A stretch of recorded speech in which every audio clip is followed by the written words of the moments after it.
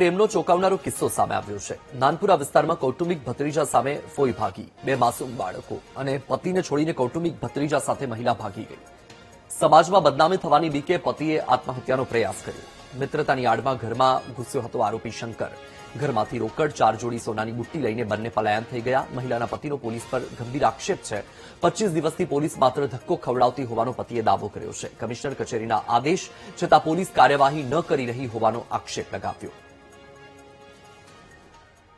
મહિનો 23 તારીખ 3:45 ગાળામાં મારા વાઈફને શંકર ભગાઈને લઈ ગયો છે।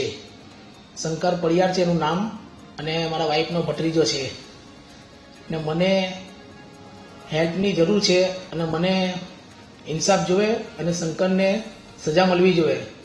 મારા લગ્નને 12 વર્ષ થયા છે સર, અને અમારી લાઈફમાં દોસ્તાર તરીકે આવ્યો અને આવું અમારા ઘરમાં કાંડ કર્યું આ શંકર નામના છોકરાએ। મહિલાના પતિનો આક્ષેપ છે કે છેલ્લા 25 દિવસથી પોલીસ કોઈ નક્કર કાર્યવાહી નથી કરી રહી। પોતાના 2 બાળકોના સામે જોઈને પતિએ પત્નીને માફ કરીને અપનાવવાની પણ વાત કરી। સાથે જ આરોપી શંકરને કડકમાં કડક સજા આપવામાં આવે તેવી માંગ કરી। પાસે ગયા હતા અઠવા પોલીસ સ્ટેશનમાં, પણ એ લોકો પણ કંઈ અમારું સાંભળ્યું નહીં કે અમે શોધીએ છીએ એમ કહે છે।